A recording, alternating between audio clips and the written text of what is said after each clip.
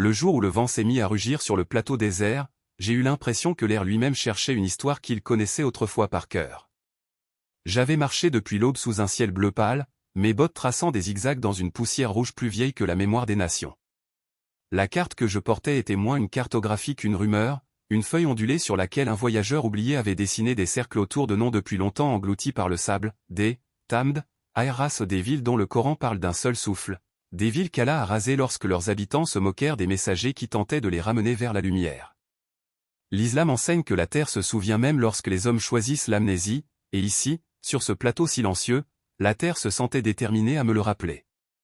J'atteignis le sommet d'une crête où des piliers brisés s'élevaient comme des ossements.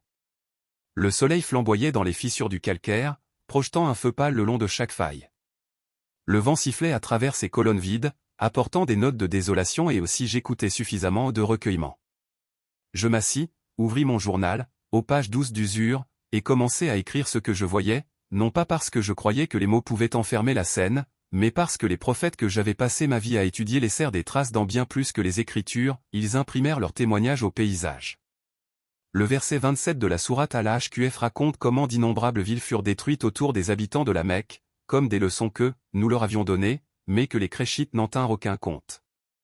Je me demandais si parmi ceux qui vécurent ici autrefois, certains avaient levé les yeux vers le Hedjaz et entrevu l'aube même de la révélation brillante, terrible, pleine d'espoir et se tournaient pourtant vers leurs idoles, déterminés à étouffer le tonnerre sous les tambours. Les ruines s'étalaient derrière moi tandis que je suivais le lit d'une rivière asséchée qui s'incurvait telle une cicatrice.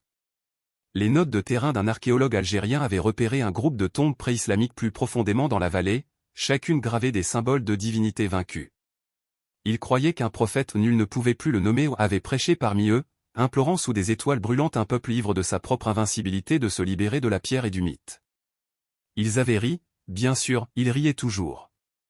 Lorsque le châtiment arriva, il revêtit de nombreux masques, un tremblement de terre qui déchira le fond de la vallée, un vent venimeux qui arracha les portes de leurs gonds, des flammes qui tombèrent d'un ciel devenu cuivré par la rage. Et au matin, dit le Coran, tout redevint silencieux. J'atteignis les tombeaux à midi. Plus aucune épitaphe ne subsistait, seules des façades rongées par le sable.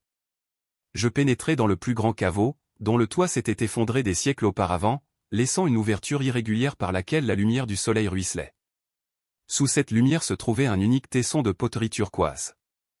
Je passai mon pouce sur son vernis et l'imaginai un jour aspirant l'eau d'un puits commun, le puits près duquel un prophète aurait pu se tenir pour raconter l'histoire de peuples encore plus anciens, la cour du pharaon avec ses sorciers et ses serpents avalés, l'arche s'écoulant sous des nuages noirs, Ibrahim observant les oiseaux revenir à la vie sur l'ordre d'Allah. Chaque récit était une note d'un accord que le Coran répète sans cesse, crois avant que la poussière de l'incrédulité ne te coupe le souffle. Dehors, la chaleur miroitait. J'ai rempli ma gourde et me suis dirigé vers le sud, en direction des collines festonnées comme les plis d'une bête endormie. Les légendes les appellent Jabal en NR, les montagnes de feu, en raison de la façon dont leurs veines de silex étincellent au crépuscule. Un ancien bédouin m'a juré un jour que Moïse avait erré ici lors d'un exil non consigné par la Torah ou l'Injil, emportant avec lui l'odeur du Sinaï, les cheveux cousus des braises du buisson ardent. J'avais des doutes sur la chronologie, mais j'aimais l'image, un prophète croisant les traces brûlées d'un autre, tous deux guidés par le fil ininterrompu de la révélation. Dans de tels moments, l'histoire ressemble moins à une chronologie qu'à un fleuve en crue, emportant chaque seconde humaine dans le même présent rugissant. Mon téléphone satellite crépitait, un message du docteur Amina Saleh, l'épigraphiste qui finançait mon voyage. Elle me demandait si j'avais trouvé des inscriptions à photographier. Je lui ai répondu, rien de lisible pour l'instant, seulement des échos. Elle m'a répondu par un verset, nous avons certes présenté aux gens dans ce Coran toutes sortes d'exemples, mais l'homme est le plus contestataire. Sa traduction. J'entendais sa douce frustration dans ces mots, le sentiment qu'à moins d'enrober la vérité de donner, notre époque passera son chemin. J'ai rangé le téléphone dans ma poche. Certaines preuves refusent les feuilles de calcul. Certaines preuves exigent de la poussière dans les poumons et de la lumière dans le thé. La nuit s'installa comme de l'encre sur un parchemin. J'alluma un feu, l'alimentai de gros copeaux de genièvre et regardai des étincelles s'élever dans un ciel hérissé d'étranges constellations. Je pensais à Hud, le prophète envoyé à Dé, avertissant un peuple dont l'architecture effleurait les sommets des nuages, dont le commerce nourrissait les caravanes. Hud parlait d'humilité, de gratitude envers celui qui soude la peau aux os, mais les marchands agitèrent des bracelets d'or et le traitèrent de fou. Lorsque le son de leur rire cessa enfin, il fut remplacé par un vent hurlant auquel aucun mortel ne pouvait résister. Les archéologues débattent de l'endroit où des prospérait autrefois Oman, Yémen, le quart vide mais le Coran rend les coordonnées sans importance, l'important est qu'ils aient été avertis, qu'ils aient ignoré l'avertissement, et que désormais seuls les dunes connaissent leur nom. Les braises s'éteignirent en cendres couleur d'os. Quelque part, des chacals jappaient. Je resserrai ma cape et laissai le sommeil s'installer, me demandant quel rêve pourrait surgir d'un sol saturé de repentir. Je rêvais d'une ville dont les minarets étaient sculptés au clair de lune, ses rues ruisselaient de voix récitant des versets coraniques qui scintillaient dans l'air comme une calligraphie faite de vent. Au centre se tenaient les prophètes, non pas séparés, mais rassemblés pour une conversation silencieuse, l'eau dégoulinant encore de sa barbe, Ibn sentant les idoles calcinées, portant le silence des miracles, Muhammad berçant le poids de la révélation. Ils ne prononçaient aucun mot que je pouvais saisir, mais leurs expressions étaient sans traduction, soulagement, triomphe, tristesse pour ceux qui refusaient encore. Quand je me suis réveillé, l'horizon oriental était d'un or rose, et pendant un instant, les tombes autour de moi ressemblaient moins à des ruines qu'aux fondations de quelque chose qui attendait d'être reconstruit. À midi, j'atteignis un ravin où des terrasses abritaient autrefois des vergers de figuiers et de grenadiers. Les canaux d'irrigation subsistaient, creusés dans la roche avec une précision obsessionnelle, mais chaque branche s'était depuis longtemps transformée en charbon de bois. Une citerne solitaire, à moitié enterrée, contenait une eau claire comme du verre poli. Je m'agenouillai pour boire et vis mon reflet se fendre d'ondulations. Derrière cette image vacillante apparut un autre visage, celui d'un garçon d'une dizaine d'années, les yeux écarquillés par une faim qui n'était pas de nourriture. Il appartenait à un souvenir que j'avais tenté d'enfouir, ma première lecture du Coran après les funérailles de ma mère, mon chagrin si intense que je pouvais à peine respirer tandis que je parcourais les sourates en quête d'explications. Les versets 27 et 28 surgirent comme une main sur mon épaule, regardez les civilisations que nous avons détruites à cause de leur arrogance, demandez à leurs idoles pourquoi elles n'ont pas intercédé. Le garçon dans l'eau hocha la tête, comme s'il était content que je sois enfin arrivé là où je devais être. Une rafale soudaine répandit de la poussière sur le bassin. Le reflet disparut. Je m'arrêtai et suivis le ravin jusqu'à ce que ses parois s'ouvrent sur une plaine striée de sel. Loin devant moi se dressait la silhouette d'une porte colossale ou une arche assez haute pour encadrer un orage dont la clé de voûte était gravée d'une inscription à moitié effacée mais encore lisible par endroits, nous bâtissons pour que nul ne nous oublie. J'avais l'ironie sur la langue, comme une gravillon. Les prophètes suppliaient leurs nations de se souvenir d'Allah, les nations faisaient vœu de se souvenir d'elles-mêmes, et désormais, seuls les voyageurs transportant leurs journaux dans la chaleur des fourneaux prenaient la peine de se souvenir de l'un ou l'autre de ces serments. Je passai sous l'arche. Au-delà s'étendaient des avenues encombrées de dunes. Ça et là, des vestiges de sol en mosaïque scintillaient d'un éclat irisé là où le sable avait été soufflé ou des éclats disposés en mosaïque complexe, chaque carreau d'une couleur improbable dans ce domaine brûlé, cobalt, émeraude, violet nuit. J'imaginais des artisans agenouillés avec des outils de cuivre, ajustant des éclats pour former des motifs reflétant l'ordre qu'ils croyaient divin mais refusaient de reconnaître en termes monothéistes. Peut-être le prophète envoyé parmi eux leur avait-il montré la symétrie sous leurs genoux et dit, « Voyez-vous ? Même la beauté obéit à un ordre, pourquoi ne le feriez-vous pas ?»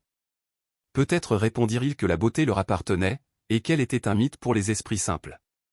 Le Coran insiste sur le fait que chaque peuple a reçu son avertissement, en parcourant ces rues, je sentais ces avertissements vibrer encore, comme le tintement d'une cloche longtemps après que le battant se soit tu. Le crépuscule retomba, le pourpre se déversant sur la pierre. Je grimpai une ziggourate dont les marches ne subsistaient que par fragments en zigzag. Au sommet, je trouvai une niche surplombant le squelette de la ville et lus une prière dont je me souvenais de mon enfance, « Notre Seigneur, pardonne-nous, ainsi qu'à nos frères qui nous ont précédés dans la foi. » Le vent répondit par un doux rugissement, comme si, à des mondes de distance, un océan venait de se jeter contre des falaises. Je fermai les yeux et écoutai. Sous le rugissement du vent, un autre son résonna, bas et persistant, le silence d'innombrables respirations. L'espace d'un instant, je sentis les prophètes debout à mes côtés, leurs empreintes chevauchant les miennes, leurs voix se mêlant au vent. Ils avaient traversé le feu, le déluge, l'exil, les moqueries, et à chaque épreuve, ils avaient réaffirmé la même certitude, la ilaha illallah. Il n'y a de divinité que Dieu. Et à travers les siècles, la terre qu'ils avaient autrefois traversée n'avait cessé de murmurer ce refrain, attendant des voyageurs assez endurcis pour l'entendre. J'ouvris les yeux. La plaine était sombre, mais légèrement argentée par une lune naissante. Demain, je pousserai plus au sud, où la rumeur courait sur les vestiges d'un caravansérail où un prophète anonyme guérissait les malades par la seule prière. Ce soir, cependant, je dormirais près de la ziggourate, confiant à la veillée des prophètes la protection de mes rêves. Je me demandais quelles histoires la prochaine étendue de désert exigerait, et si j'aurais le courage de les écrire avec la clarté qu'elles méritaient. L'aube qui m'accueillit dans la plaine était pâle et métallique, comme si le soleil lui-même s'était étiré à l'horizon. Je levai rapidement le camp, enterrant les braises de mon feu sous un cairn de pierre bien nette, à la vieille tradition bédouine sans laisser de traces pour les charognards ou les esprits. Vers le sud, le terrain s'inclinait vers un vaste bassin où des mirages formaient des nappes ondulantes. Je marchais vers une tache floue qui ressemblait à de l'eau avant de se transformer en sel craquelé, brillant comme un million d'éclats de miroirs brisés. Chaque pas craquait. À chaque craquement, j'entendais un écho des applaudissements fantomatiques pour les civilisations qui avaient autrefois exploité ce bassin pour leur sodium et leur fierté. En milieu de matinée, je me suis aventuré dans un couloir de pinacles de basalte, noirs comme des scories de fourneaux. Une odeur de fer flottait dans l'air. Lorsque le vent tournait, il apportait une senteur plus douce, l'encens. J'ai suivi cette piste invisible jusqu'à ce que le sol s'enfonce et qu'un caravansérail de pierre se révèle, à moitié enterré mais reconnaissable entre mille, un rectangle de mur soudé par la chaleur, sa cour ouverte au soleil. Les érudits avaient longtemps débattu pour savoir s'il s'agissait de l'ancien Khan al-Mumin, l'auberge des croyants, célèbre dans le folklore pré-islamique pour avoir été un refuge où un prophète errant avait guéri une caravane entière frappée de fièvre. Aucune inscription ne confirmait cette légende, mais les tribus locales juraient encore que la nuit, on entendait du murmurer résonner sous les arches. À l'intérieur, des piliers formaient une arcade autour d'un puits central. Près de son rebord gisaient des os de chameaux desséchés, plus blancs que le sable au clair de lune. Je m'agenouillai pour examiner le puits, l'eau brillait 10 mètres plus bas, claire et immobile. Déposant une tasse en fer blanc sur une corde en paracorde, je tirai une gorgée au goût paradoxal de pluie et de fumée. En buvant, j'imaginais ces marchands malades d'il y a des siècles, la peau brûlante au toucher, le souffle court, lorsqu'un prophète peut-être Li, peut-être Shuaib entra, le regard empreint de certitude, et récita des paroles qui transpercèrent la colonne vertébrale de la fièvre. Le Coran est constellé de tels moments, où la foi croise la chair et laisse la santé dans son sillage, rappelant que la croyance n'est pas abstraction, mais pouls et tendons. Je m'enfonçai plus profondément dans l'ombre, là où des écuries abritaient autrefois une centaine de chameaux. Des fresques délavées subsistaient sur le plâtre, des dunes stylisées, une ville surmontée d'un dôme, une rangée de personnages vêtus de vêtements couleur soleil couchant. L'un leva une main ouverte, tandis que d'autres s'agenouillaient. L'artiste avait utilisé du lapis-lazuli concassé pour le ciel, et même après un millénaire, le bleu flamboyait. Je photographiai la scène, puis traçai la silhouette du prophète du bout des doigts. Le plâtre s'effrita, libérant un nuage de poussière au léger parfum de myrrhe. J'éternuai et ris de ma propre fragilité, des siècles s'effondrèrent sous la pression de ma peau, tandis que le message que ces fresques portaient avait survécu aux empires. Au-delà des écuries, un couloir descendait en pente douce vers une chambre souterraine plus fraîche que toutes les grottes du désert que j'avais connues. Le faisceau de ma lampe torche a repéré des étagères creusées dans les murs où, je suppose, des parchemins avaient été entreposés. Seuls subsistaient des lambeaux, des fibres collées à la pierre par le temps.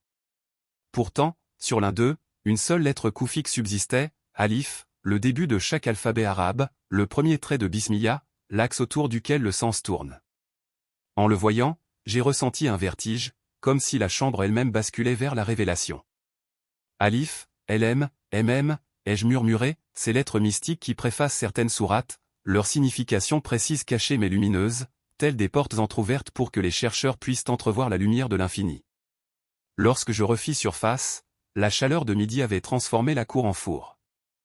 Je me reposais sous une arche dont le soffit scintillait de tesselles en forme d'étoiles imbriquées dans des étoiles, une géométrie faisant écho à l'affirmation coranique selon laquelle Allah a créé les cieux, par couches.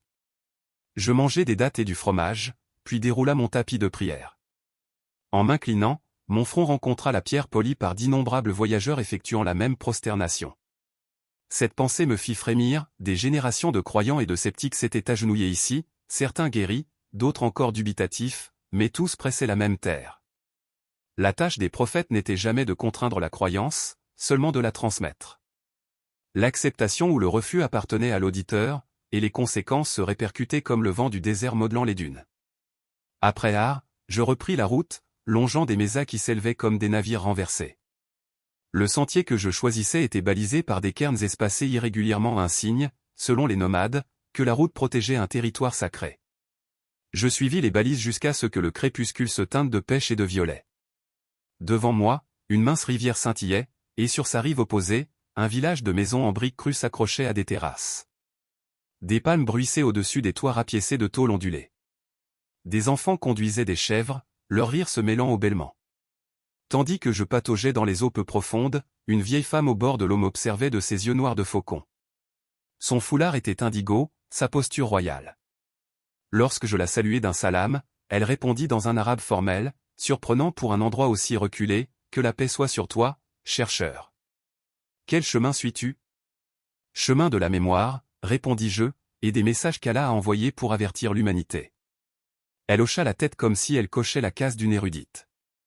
Alors, vous souhaiterez parler au cheikh IDRS avant le lever du jour. Elle désigna une tour près du cœur du village, dont la chaussée s'écaillait, mais dont le minaret était droit. Il garde une relique qui chante lorsqu'elle est touchée par des mains honnêtes. Sa formulation me turlupinait les nerfs. En islam, les reliques occupent un statut ambigu, honoré, certes, mais jamais vénéré. Pourtant, la curiosité m'entraînait dans les ruelles étroites au parfum de galettes et de jasmin. La porte en bois de la mosquée était ouverte. À l'intérieur, des lampes projetaient une lumière mielée sur les sols en mosaïque turquoise et ocre. Une silhouette solitaire, mince et voûtée, était assise en tailleur sous le mihrab. Sa barbe, blanche comme neige, lui arrivait au sternum. Il leva les yeux, et ses yeux reflétaient la lumière des lampes comme deux bougies jumelles. Je me présentai et expliquai mes recherches. Il écouta sans cligner des yeux, puis me fit signe de m'asseoir. Je maintiens, commença-t-il, que la vérité ne se découvre pas, mais se révèle par couches, comme la peau d'un oignon, chaque couche étant nécessaire, chacune faisant pleurer. Son accent était hedjazi, adouci par des décennies de vent du désert. D'une bourse en cuir, il tira un fragment de pierre pas plus gros qu'un œuf de moineau, veiné de verre. Ceci, dit-il, est tombé du ciel la nuit où nos ancêtres ont rejeté l'appel d'un prophète. C'était le feu alors, mais à l'aube, seul ce cœur subsistait, encore chaud. Mes ancêtres l'ont gardé comme témoignage. J'ai tendu la main. Le fragment était frais, plus lisse que du verre poli. Un bourdonnement me chatouillait la paume, peut-être la vibration du sang qui pulsait au bout de mes doigts, mais il résonnait comme un chant lointain. Je me suis souvenu du verset 28 de la sourate Al-Ahqaf, « Les idoles n'ont pas aidé leurs fidèles, car ce qu'elles ont inventé était mensonge. » Dans ma main se trouvait la preuve, si je décidais de la lire, que le ciel lui-même proteste quand on se moque de la vérité.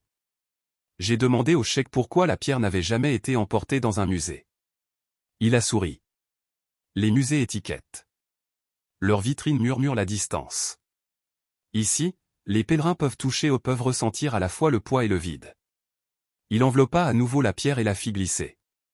Tu camperas sur le plateau au nord de la rivière, me dit-il, comme s'il lisait une carte à l'intérieur de mon crâne. Là se dressent 3 figuiers tordus par la même racine.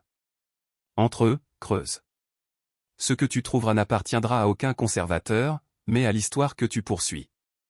Avant que je puisse poser d'autres questions, il se leva pour la prière du Maghreb. Je suivis la congrégation qui se formait derrière lui, lorsque nous nous inclinâmes, ma colonne vertébrale s'aligna sur sa silhouette frêle, et je sentis une corde électrique de continuité, un maillon de plus dans la chaîne. La nuit s'infiltrait dans les champs. Je grimpai sur le plateau, repéra les figues triunales se découpant sur le ciel embrumé par les étoiles, et commençai à creuser avec une bêche pliante. Le sol, un mélange de terre glaise et de sable, céda facilement. À 15 centimètres de profondeur, ma lame heurta du bois. Je dégageai la terre pour révéler une boîte en cèdre cerclée de bandes de cuivre rouillées jusqu'au vert de gris. Le couvercle était dépourvu de serrure. Je la soulevai, m'attendant presque à des reliques, mais je trouvai du lin plié protégeant une pile de fines tablettes d'argile gravées d'une écriture angulaire. Acadien? Non, plus proche de l'ancien sud-arabe, mais imprégné de fioritures koufiques. Un érudit de Riyad en pleurerait de joie. Sous les tablettes se trouvait un parchemin roulé, scellé à la cire, avec un croissant à l'intérieur d'un cercle. J'ai décollé le sceau. Le parchemin s'est défait en une seule phrase répétée en 5 langues sabéen, syriaque, grec, arabe primitif et latin, les messagers marchent devant toi, suis leurs traces si tu veux survivre à la tempête. Mon pouce est accéléré. Une grille cartographe accompagnait la ligne et cercle se croisant en un point marqué Kalb al-Ahar, le cœur du désert. Serait-ce le lieu de naissance d'un prophète oublié dans les listes canoniques? Ou peut-être un lieu de rencontre où plusieurs prophètes se croisaient autrefois, échangeant leurs fardeaux comme les voyageurs échangent leurs outres? Je remballai la boîte et la posai à côté de mon matelas. Le plateau s'étendait vide sous les constellations, et pourtant je sentais de la compagnie des silhouettes invisibles, leur souffle agitant les feuilles de figuier. Je restais allongé à fixer Vega tandis que des chacals aboyaient dans le lit asséché de la rivière en contrebas. Vers minuit, je me réveillai en sursaut, le cœur battant. Un rêve? Je me souvenais avoir traversé un couloir bordé de torchers en direction d'une chambre où cette ombre se tenait encerclant un globe de feu bleu. Chaque ombre portait un symbole, un bâton, une arche, une pierre taillée, un parchemin.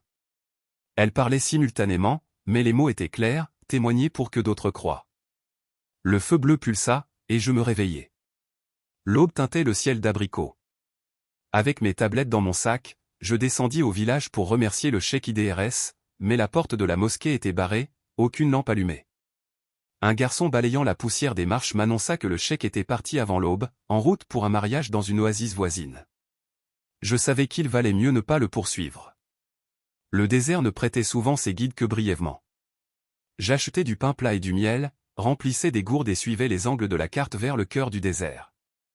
Pendant 3 jours, j'ai parcouru un terrain qui semblait forgé par des épées rouillées, chaque crépuscule apportant des ombres cramoisies qui se fondaient dans la nuit. Le long des oueds où rien ne devrait pousser, j'ai trouvé des touffes de lavande jaillissant des fissures et j'ai ressenti la vieille promesse coranique, Allah fait sortir les vivants des morts, et les morts des vivants. Au matin du 4e jour, le sol s'est aplani pour former un amphithéâtre de sable d'albâtre large d'un demi-mille. En son centre, un rocher noir, brillant comme de l'obsidienne, se dressait. Autour de lui, des bancs de pierre bas étaient disposés en cercle, comme si un auditoire s'était assis ici pour assister à un sermon délivré par le vent. Je suis entré dans le bol.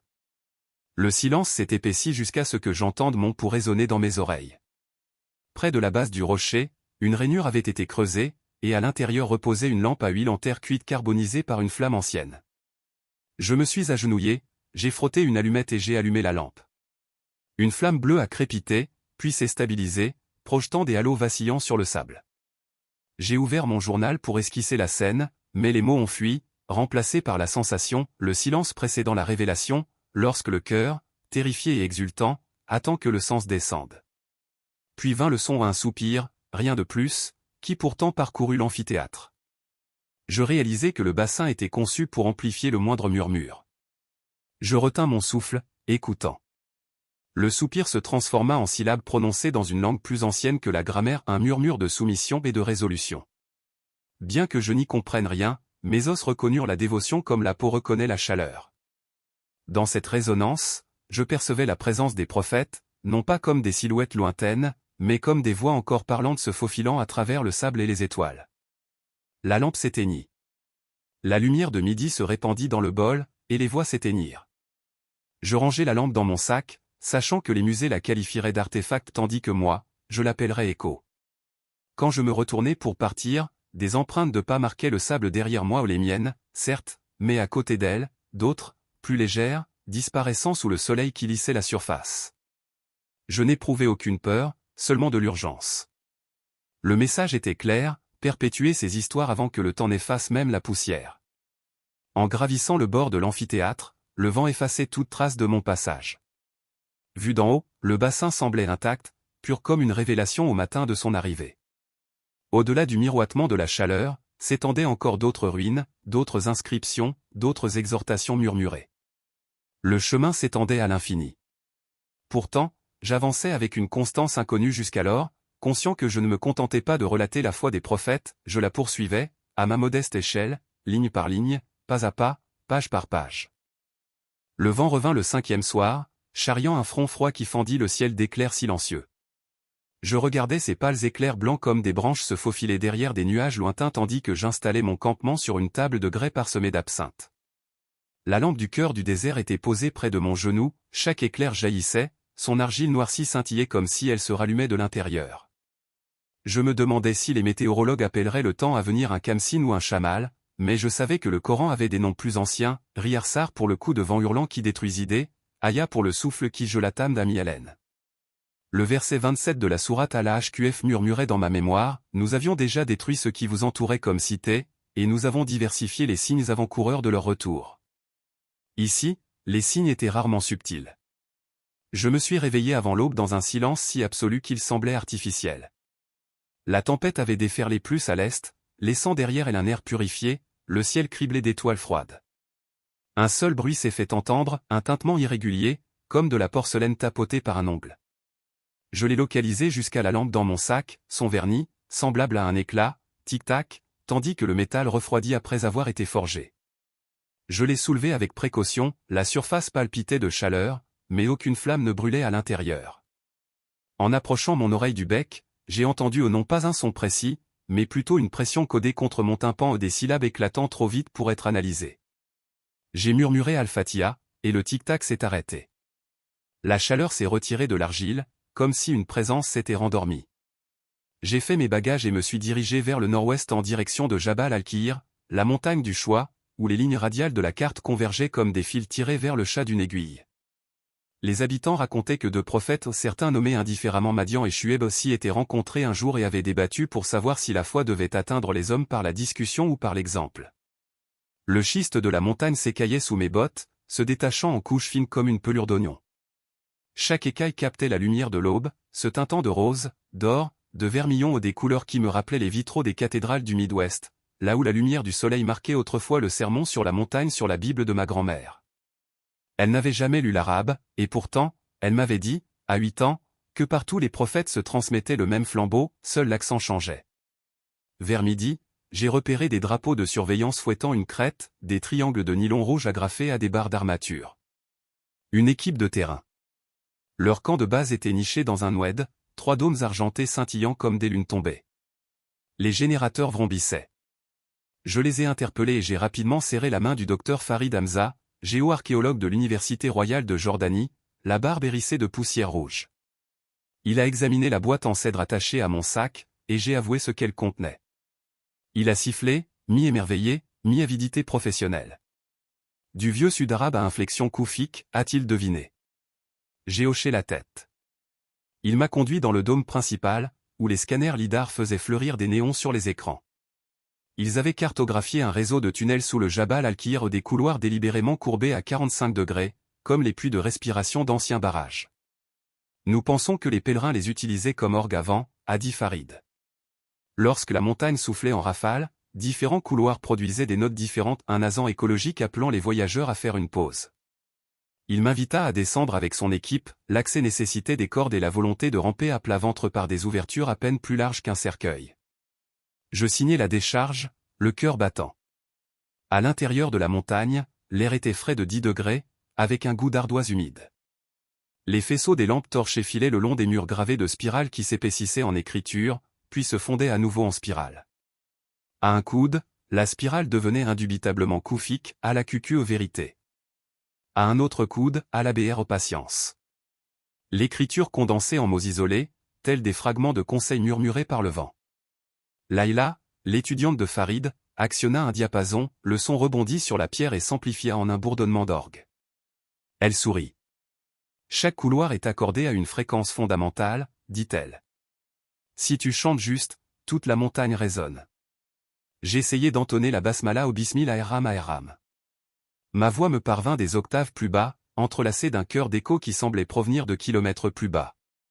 La lampe dans mon sac vibra, l'argile claquant contre la gourde. Les yeux de Laïla s'écarquillèrent, elle aussi l'entendit. Farid murmura, nous empiétons peut-être sur une forme de dévotion acoustique. Plus profondément, le tunnel s'élargissait en une chambre en forme de fosse à date. Son sol était orné d'une mosaïque à moitié effacée par l'humidité, mais encore brillante, des anneaux concentriques de tesselles de cobalt encadraient une rose des vents stylisée. Au centre de la boussole se trouvait une dépression circulaire exactement de la largeur de la lampe. Sans réfléchir, j'ai placé la lampe dans sa douille. Elle s'est installée avec un soupir. Tous les phares se sont éteints, piles intactes mais étouffées par une lumière plus intense, la lampe a ravivé un feu bleu, nimbant la chambre d'un éclat à queue. Des sons ont fleuri non pas des mots, mais une gamme d'intervalles ascendants, tel un doigt escaladant des cordes de oud. Les anneaux de la mosaïque pulsaient, amplifiant les échos jusqu'à ce que des voix distinctes se détachent de la résonance, enseignant l'humilité. Lis suppliant âme d'épargner la chamelle. Luquement exhortant son fils à la gratitude. Couche après couche, jusqu'à ce que je ne puisse plus séparer l'histoire des battements de cœur. Laïla pleurait, des larmes silencieuses creusant ses joues poussiéreuses. Farid pressait les micros contre le mur, les mains tremblantes. J'entendis ma propre respiration s'interrompre lorsqu'une voix féminine surgit au Mariam, en travail, près du palmier, récitant « Si seulement j'étais morte et oubliée », et une voix plus douce peut-être celle de Gibre le répondant « Secoue le tronc, et les dattes mûres tomberont pour toi ». Le verset 1932 du Coran, pourtant chanté dans un dialecte plus ancien que l'arabe Qurayshi. J'avais un goût de fer, je m'étais mordu la lèvre. Puis un silence soudain, la lampe éteinte. Les phares s'allumèrent à nouveau. Les anneaux de la mosaïque ne brillaient plus, seule l'étincelle manquante indiquait les endroits où l'adhésif avait fondu et se solidifié. Laïla murmura, on vient d'entendre le temps parler? Farid posa une main apaisante sur son épaule, mais ne parvint pas à stabiliser la sienne. Nous récupérâmes la lampe de nouveau froide et nous dépêchâmes de sortir avant que nos nerfs ne cèdent. Dehors, le vent avait de nouveau tourné, chargé d'électricité statique. Des tourbillons de poussière filaient entre les dômes, déchirant les bannières de surveillance. Farid me supplia d'examiner la lampe, mais accepta mon refus, déjà occupé à nettoyer le sable des palettes lidar. Je quittai le camp avec un chargeur rempli de fichiers audio et une adresse griffonnée par Laïla, si la compréhension devient lourde, partagez le poids, avait-elle écrit, puis souligné son email. Au crépuscule, j'ai gravi l'éperon occidental du Jabal al-Kir pour installer un nouveau campement. Le son hantait mes écouteurs, chaque écoute révélait des harmoniques que mes oreilles avaient manquées in situ, des bourdonnements infragraves, des clics arythmiques comme ceux d'un moniteur cardiaque. J'ai catalogué les versets que je reconnaissais, recoupant la traduction de Youssouf Ali sur un Coran de poche. Pourtant, des trous se profilaient. Des voix de prophètes entrelacées des langues étrangères proto-sémites? Couchitiques? Entrelacées de cadences arabes. Peut-être le langage des oiseaux, me suis-je dit, me rappelant comment Sulayman, dans la sourate en AML, comprenait leur langage. Vers minuit, les rotors d'un hélicoptère fouettaient l'air du canyon, une équipe d'exploration d'entreprise scrutait les pentes à la recherche de gisements de terres rares. Des projecteurs balayaient les pentes, le Jabal al-Kir scintillait comme de l'obsidienne frappée par des étincelles de four. J'ai éteint ma lampe de camp et me suis collé au sol, mal à l'aise. Les droits commerciaux l'emportent souvent sur la protection du patrimoine. J'imaginais la dynamite fracturant les tunnels des orgues, les voix des prophètes écrasés sous des amas de minerais de lithium, et la rage me frappait le cœur. J'ai envoyé un texto au docteur Amina, enquête d'entreprise dans le cadran 32. Intervention urgente de l'UNESCO. Elle m'a répondu quelques minutes plus tard, je vais transmettre le rapport au ministère. En attendant, documentez tout. La vérité a des alliés. L'hélicoptère bifurqua vers le sud, les rayons de recherche diminuant. J'exhalai du sable et déroula le parchemin de la boîte en cèdre. La phrase multilingue, les messagers marchent devant vous, suivez les traces si vous voulez survivre à la tempête, brillait faiblement sous la lumière des étoiles, comme si l'encre était phosphorescente. Je traçai la grille du cartographe, les coordonnées suivantes se dirigèrent vers une étendue cratérisée appelée Almac, l'Efface. Le folklore racontait que la foudre avait autrefois cisaillé la terre végétale en plaques de verre. Pourtant, les mythes affirmaient aussi que sous le verre reposaient des artefacts hermétiquement scellés ou des parchemins, peut-être, ou des ossements. J'ai dormi d'un sommeil léger, me réveillant au moindre bruissement des herbes folles. Dans la fraîcheur de l'aube, j'ai levé le camp et descendu des pentes d'éboulis jusqu'à ce qu'un désert de sel se déploie, suffisamment large pour imiter une mer intérieure. Des plaques de verre déchiquetées du désert scintillaient comme des tessons de bouteilles brisées. Leurs bords ont lacéré mes semelles de bottes. J'ai continué à marcher jusqu'à ce que le lever du soleil explose d'un rouge cramoisi à l'horizon, chaque éclat flamboyait d'une lueur alpine, transformant le désert en un miroir brûlant. Je me suis protégé les yeux et j'ai failli manquer la silhouette d'un homme agenouillé près d'un rocher de quartz fondu. Il portait une abaya en laine de chameau couleur fumée. À mon approche, il a levé la main sans se retourner. Doucement, a-t-il dit. Les mots se brisent ici. Son visage, lorsqu'il regarda enfin, était ridé comme l'écorce d'un palmier, ses yeux argentés par la cataracte, mais perçants. Il se présenta comme Jahemel ibn Youssouf, ermite du désert et ancien calligraphe. Je n'écris plus qu'au vent, murmura-t-il, faisant tournoyer du doigt le sable en boucle diacritique avant de disparaître. Il tapota le rocher, dans sa profondeur brillante, des bulles d'air avaient emprisonné des graines minuscules, parfaites.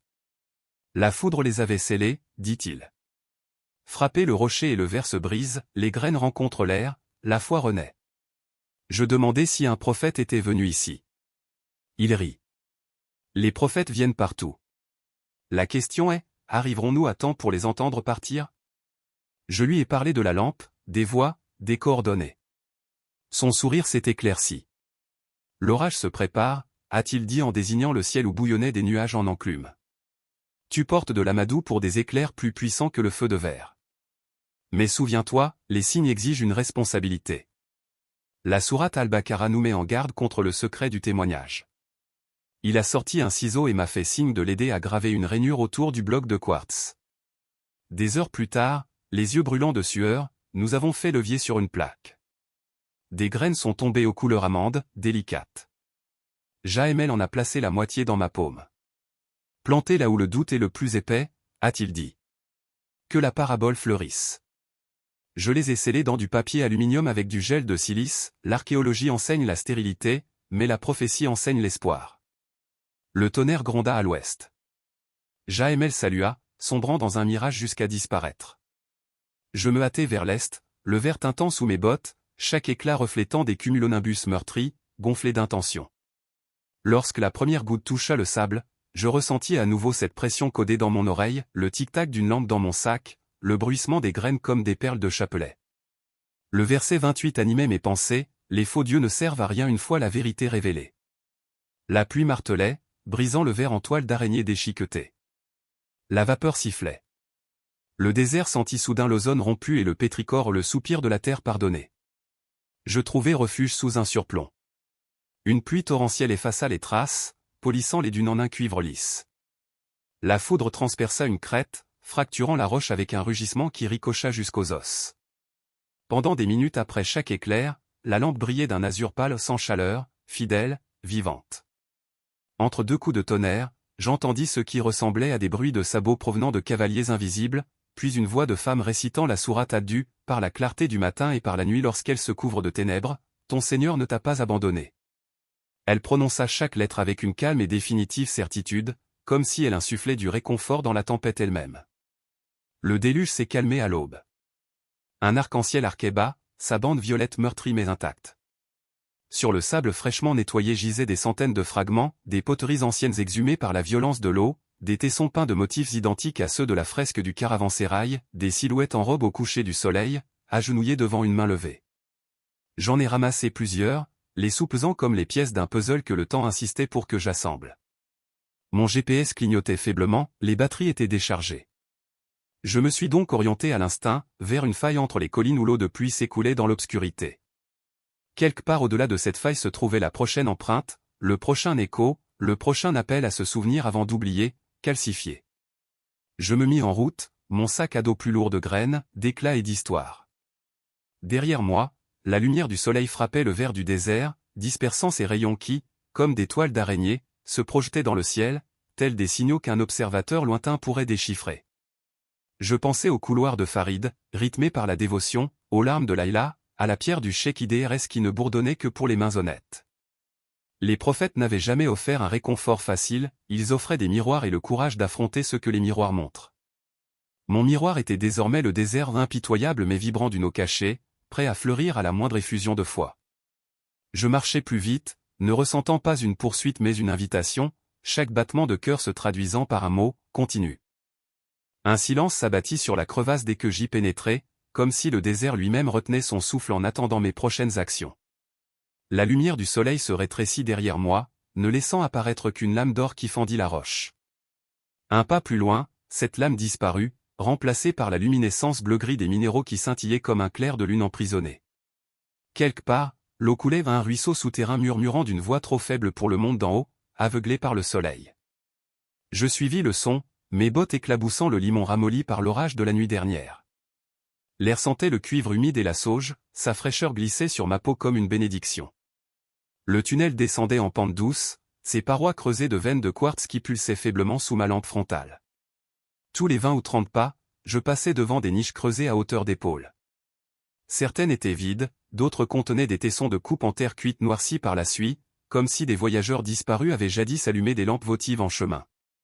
Je comptais 11 niches avant que le passage ne s'élargisse brusquement en une caverne dont le toit s'élevait hors de portée de ma lampe. Tout en haut, une fissure laissait la lumière du jour se déverser en un seul puits, illuminant un socle rocheux couleur hématite. Sur celui-ci reposait un livre impossible, mais indubitable. Relié en peau de chèvre séchée, page rognées mais non dorée, le volume était ouvert comme si son lecteur s'était éloigné quelques instants plus tôt. Je m'approchai, les paumes en feu. Le texte était en arabe du début de la période abbasside, avec des traits koufiques si assurés qu'il semblait fraîchement ancré. Pourtant, les lignes ne correspondaient à aucune sourate coranique que je connaissais, elles entrelaçaient des fragments de multiples révélations pour former une tapisserie d'invocations. Et nous les frappâmes d'une tempête afin qu'ils se souviennent. Et ils fabriquèrent des idoles de fer et prièrent les tempêtes de s'arrêter. Et les idoles ne répondirent pas, bien que leurs bouches fussent grandes. Des marges d'une écriture plus fine démêlaient un commentaire, souvenez-vous de la leçon d'Aerras, laissez les Thames vous apprendre le prix de la pierre sculptée. Le scribe avait maculé chaque note de tache de lapis-lazuli bleu, un luxe à tout siècle.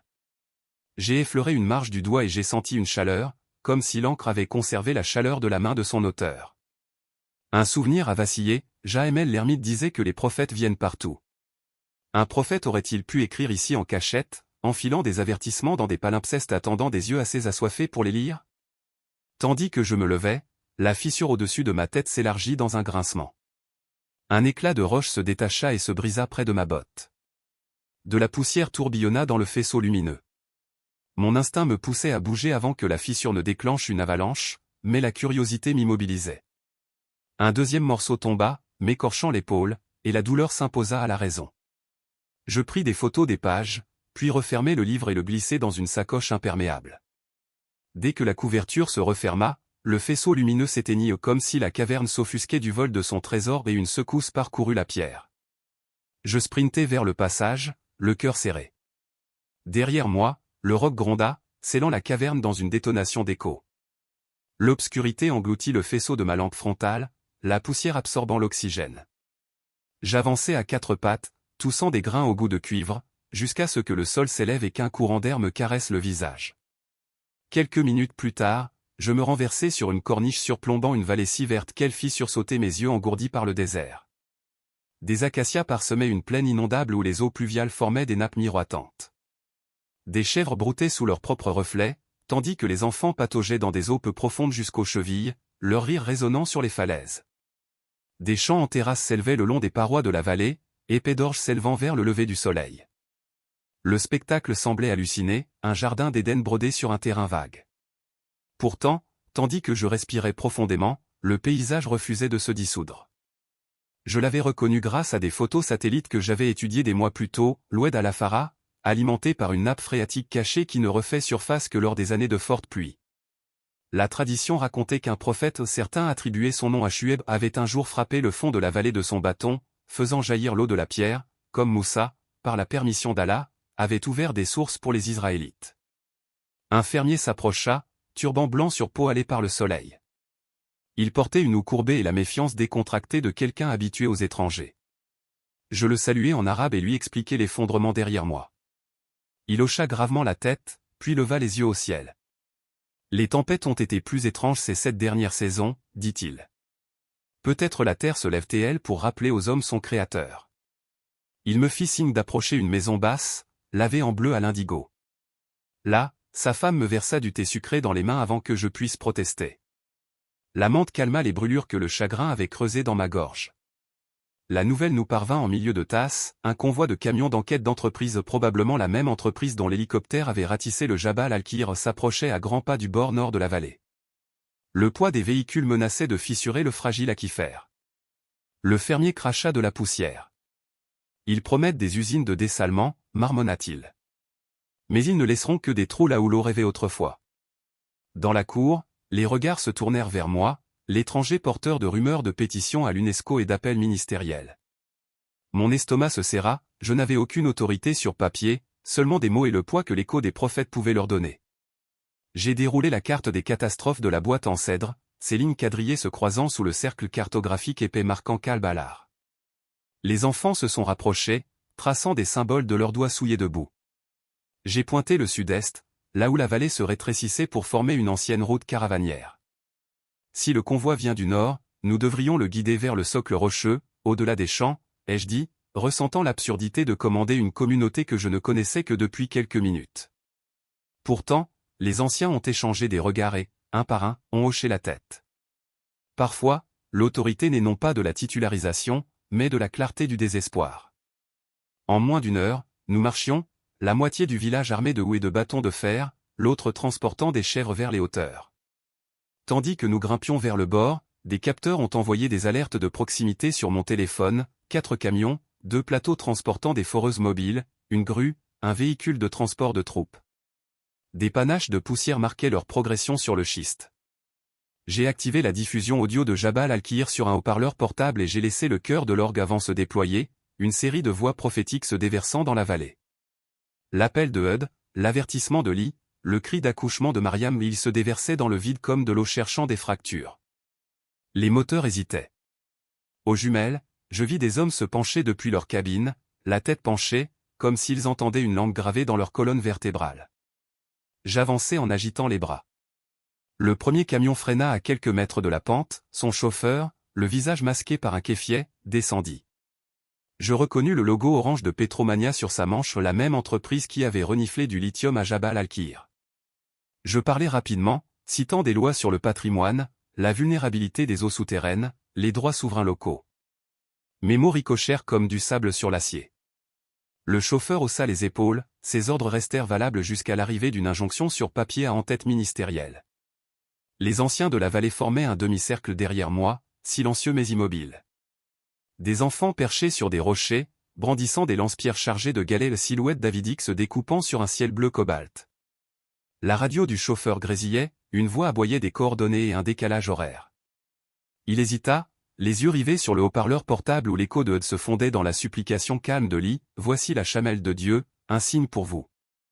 Laissez-la paître et ne lui faites pas de mal. » Les épaules du chauffeur s'affaissèrent. Il éteignit la radio. Cet endroit est au-dessus de mes moyens, marmonna-t-il, remonta dans sa cabine et passa la marche arrière. Un à un, les camions suivirent, leurs roues craquant en retraite sur le schiste jusqu'à ce que la poussière engloutisse leur silhouette. Le soulagement envahit la vallée comme des criquets de joie. Les anciens me serrèrent les mains, les enfants m'entourèrent le cou de guirlandes de laine de chèvre. Pourtant, le triomphe s'estompa aussi vite qu'il était né, les convois pouvaient revenir demain avec des permis dans des pochettes plastiques bien rangées. Nous avions besoin d'un témoignage qu'aucun fonctionnaire ne pouvait ignorer. Je sortis le livre en peau de chèvre, dont les pages bourdonnaient sous mon pouce comme des abeilles captives. L'imam du village, un érudit maigre aux rides d'inquiétude, examina la calligraphie. Il murmura, subnala, et embrassa la marge. « Ceci n'est pas un simple manuscrit, déclara-t-il. C'est du sanad, une chaîne reliant l'encre à la révélation. Nous nous sommes réunis sous un acacia, tandis que le ciel se rafraîchissait. À l'aide d'un scanner solaire emprunté à l'école, nous avons numérisé chaque page, puis téléchargé les fichiers via la liaison satellite de l'imam vers des serveurs à Amman, Istanbul et Kuala Lumpur, autant de nœuds redondants. En quelques heures, des captures d'écran ont circulé dans les cercles universitaires et sur les réseaux sociaux, les hashtags se multipliant, hashtag voix de prophète, hashtag manuscrit du désert, des chercheurs spéculant sur son anomalie intertextuelle, des militants se mobilisant pour préserver Wadi al-Afara comme archive vivante. Des médias ont sollicité des interviews, le bureau régional de l'UNESCO a contacté mon téléphone pour me demander brièvement mes coordonnées. La bureaucratie s'était réveillée. Cette nuit-là, la fête avait un goût de lentilles, de cumin et de soulagement. Les femmes tambourinaient dans des cruches en plastique, les hommes faisaient tournoyer des cannes, les pieds nus des enfants soulevaient de la poussière qui tourbillonnait en galaxies à la lueur des lanternes. Au milieu de la danse, quelqu'un enfonça une flûte sculptée dans la mienne, je répondais à leur rythme par des gammes hésitantes.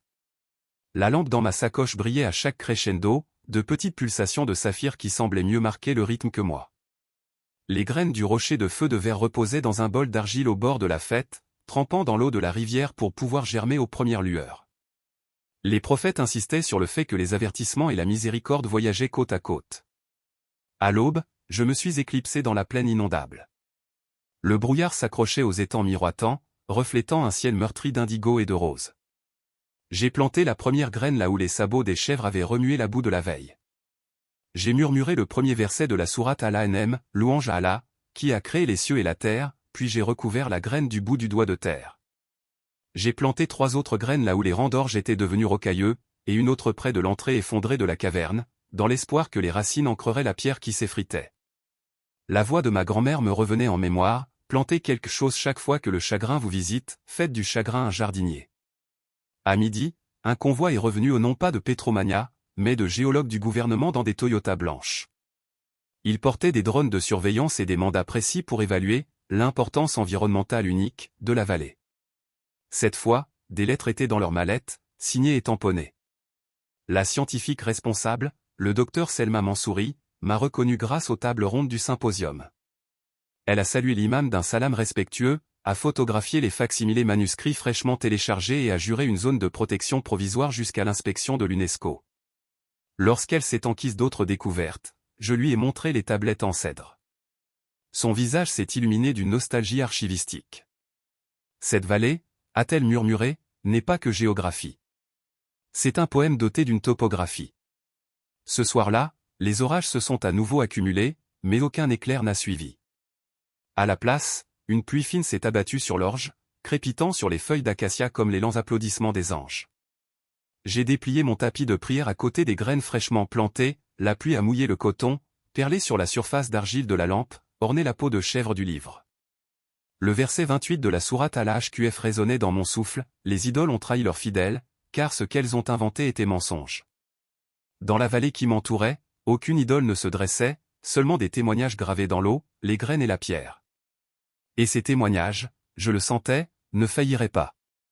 Après Ish, j'ai rencontré l'imam au sommet d'une crête surplombant la plaine inondable. Il m'a tendu un sac en cuir rempli de dates, de yaourts secs et de copies du manuscrit sur une clé USB. Ta route persiste, a-t-il dit. Les tempêtes restaurent les frontières mais élargissent les horizons.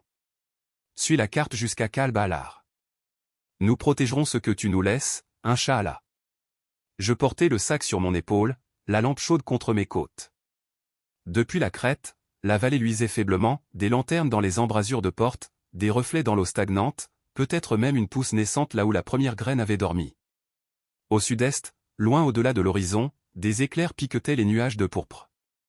Je me demandais quelles ruines m'attendaient, quels échos, quels miroirs. Les empreintes des prophètes s'étendaient au loin, et mon devoir n'était pas de les suivre parfaitement, mais de continuer à marcher, carnet ouvert, le cœur prêt à accueillir les vérités que le désert pourrait encore choisir de proclamer. Derrière moi, le village chantait une dernière berceuse les versets de la sourate YSN s'élevant comme des braises dans l'air frais. Je tournais mon visage vers l'obscurité et entamais la longue descente vers son silence, reconnaissant pour chaque particule de poussière qui se glissait sous mes bottes et témoignait, même discrètement, que j'étais passé par là en croyant. Le sable martelait la semelle de mes bottes pendant 2 jours, tandis que je traversais la steppe pierreuse qui s'étendait au sud-est du Wadi Al-Afara. Un jour, sous une lune festonnée de Cyrus, je jetai un coup d'œil en arrière et crus apercevoir une lueur de lanterne là où la vallée dormait, mais la distance l'avait déjà effacée de ma mémoire. Devant moi s'étendaient des kilomètres de basalte qui scintillaient comme de l'huile sous la chaleur de midi, puis se refroidissaient comme de l'obsidienne lorsque le soleil glissait vers l'ouest. Les coordonnées cousues sur le parchemin en cèdre guidaient chaque cap, 23 degrés, puis une longue diagonale vers des latitudes qui avaient disparu des cartes touristiques après qu'un conglomérat minier eut redessiné les limites de la viabilité. Aucun convoi ne grondait ici, même les traces des bédouins s'estompaient, comme si les sabots rechignaient à s'approcher trop près du cœur du désert. À l'aube du 3e jour, une crête basse se dressait dans une lumière de jade. De sa crête, je contemplais un bassin si vaste qu'il ressemblait moins à un relief qu'à un espace négatif creusé dans la terre, une caldeira de 5 km de large, bordée de murs de sable vitrifié qui scintillaient d'un vert bouteille sous les rayons obliques du soleil. Je descendis des lacets battus par les torrents d'eau de fonte et atteignis un sol pavé de plaques hexagonales. Chaque plaque était percée de fines fissures qui dessinaient des vignes géométriques, les leçons d'orthographe koufique de la nature pour qui savait lire les fractures de stress. Le vent sifflait à travers les fissures, façonnant un hymne en mineur qui s'estompait à chaque halte, comme si la caldeira préférait son public en mouvement. Près du centre, un monolithe s'élevait, calcaire pâle veiné de fer comme des artères sous une peau vieillissante. Sa façade comportait 3 niches, chacune abritant une stèle rongée par les intempéries. J'ai épousseté la plus proche et découvert un relief représentant 2 mains lâchant un oiseau vers le ciel, aile déployée. La 2e stèle représentait un bâton fendant un rocher pour faire jaillir l'eau, la 3e représentait une silhouette solitaire debout devant une ville en flammes, le bras levé comme pour protéger les yeux qui osaient encore regarder. Sous chaque scène, un seul mot restait lisible. Patience. Traduction de Wannes. Témoin de la mort. Je suivis les lettres gravées jusqu'à ce que la chaleur de la pierre s'infiltre au bout de mes doigts. Le verset 28 de la sourate Al-Ahqaf me trottait dans la tête, les divinités inventées trahissaient leurs fidèles, car le mensonge est sans moelle. Pourtant, le message se dressait là, impassible et durable, patience, unité, témoignage l'anatomie de la prophétie condensée en 3 souffles de pierre. Une porte peu profonde s'ouvrait derrière le monolithe, à moitié dissimulée par des éboulis. Je me faufilai et débouchai dans un couloir descendant à pente constante, aux murs carrelés d'éclats vitreux fusionnés par une chaleur ancestrale. Des pas produisaient des sons xylophones, chaque note persistant comme des cloches de verre.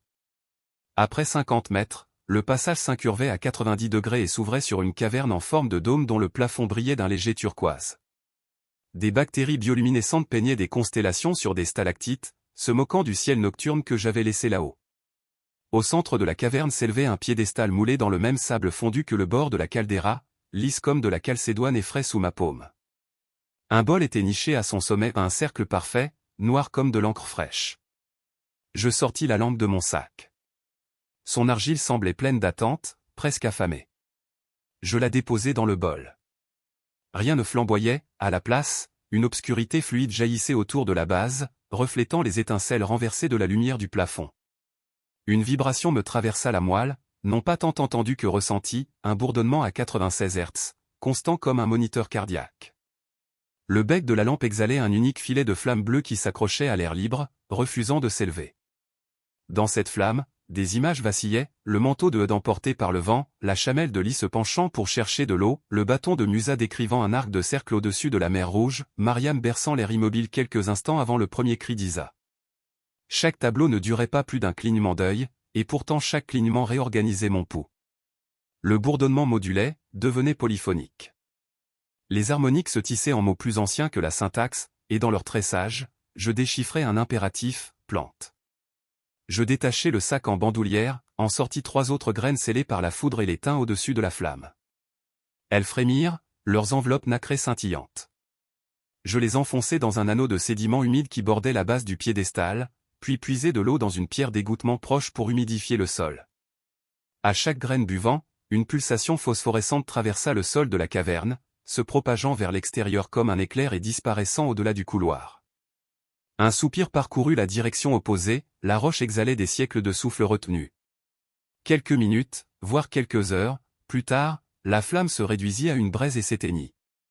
La lampe refroidit. Le silence s'installa si profondément que j'entendis le sang capillaire s'écouler dans mes tympans. Je récupérai la lampe, désormais inerte, et reculai.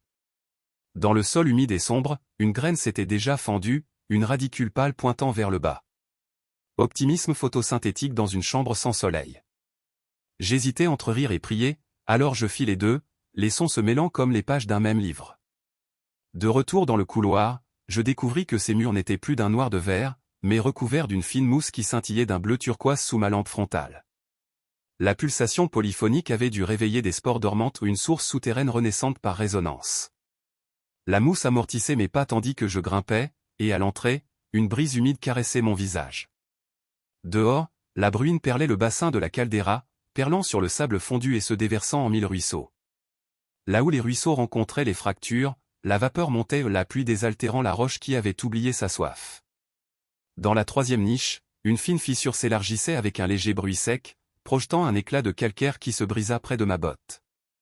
Sous la coquille brillait une veine métallique. J'ai soulevé d'autres éclats jusqu'à ce qu'émerge une pépite de cuivre intacte, de la taille d'un poing, gravée d'une écriture tourbillonnante si microscopique qu'il fallait une loupe pour en distinguer les lettres. Même là, certains caractères défiaient toute identification, mais une phrase, reconnaissable, tourbillonnait sur le métal, et à lui est la destination. J'ai enveloppé la pépite dans du lin, un musée pourrait un jour l'exposer sous des lumières neutres, mais sa principale valeur était celle d'un témoignage, la prophétie laisse des artefacts ni entièrement naturels ni humains, des éléments qui faussent les classifications et obligent les conservateurs à écrire de plus longs écriteaux. Le tonnerre gronda au-dessus du bassin. Un mur d'orage s'avançait de l'ouest, son ventre violacé meurtri. Je me hâtai le long du sol de la caldeira où la pluie s'accumulait en plaques hexagonales, chacune reflétant le ciel d'ardoise. Un mouvement soudain perturba ma vision périphérique, des pouces, incroyablement rapides, perçaient les fissures des plaques.